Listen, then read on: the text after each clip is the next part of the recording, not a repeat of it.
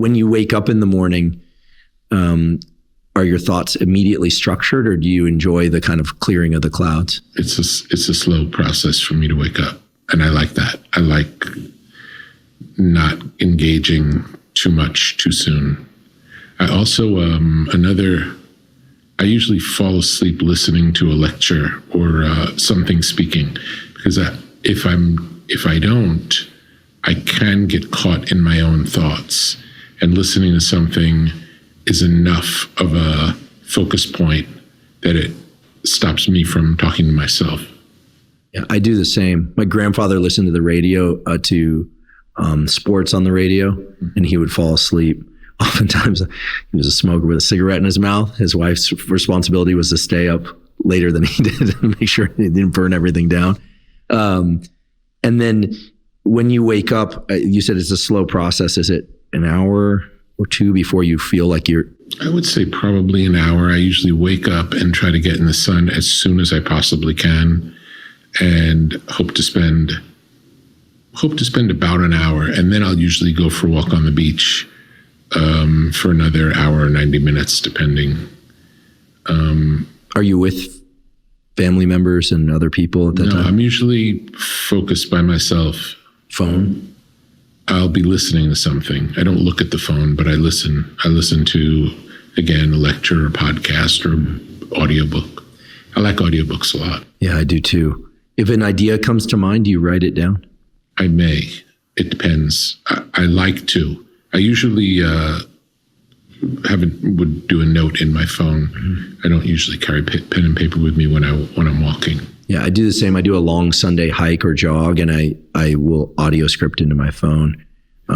People sometimes give me funny looks because I'm talking to myself. And that's a nice way to do it, though. I'd like to learn more of the audio methods of doing it instead of the typing methods. Right now I type, and I don't think it's the best way. The voice memos function in the iPhone and other phones is really good. And they're now companies like rev.com that will turn those into Word doc scripts. Great. That are fairly well corrected, fairly inexpensive. No, they're not a sponsor of the podcast. I just happen to use it. It's great. I actually learned that trick from Richard Axel, the Nicorette chewing wild man Nobel Prize winner. He writes manuscripts, and by walking around his office, pacing and talking into his phone. I always think of the Woody Allen movie where the Alan Alda character is talking about, he's speaking comedy ideas into the phone. It's really pretentious. Yeah. I liked that movie about Harvey Milk. That Sean Penn played Harvey Milk, because that all took place before I was alive, mostly in the Bay Area. But there's these beautiful scenes of him, as I recall, sitting there at his kitchen table talking into a tape recorder at night, talking about how he predicted that he would be possibly assassinated, et cetera.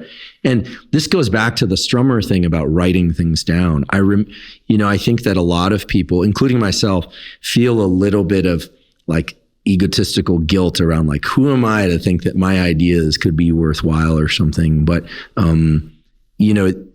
I think over time I've come to realize that the ideas about experiments or health questions I have about health, or they don't always, but oftentimes can lead to real, seeds that grow into big trees. But it's something that's interesting to you. It doesn't matter what anyone else thinks, most of my notes are not for anyone else's, for anyone else's use. Like I hear about something that's interesting to me, and I think about, okay, I want to learn more about this, whatever it is. And then sometimes those things work their way into things I'm doing because the universe seems to work in that way.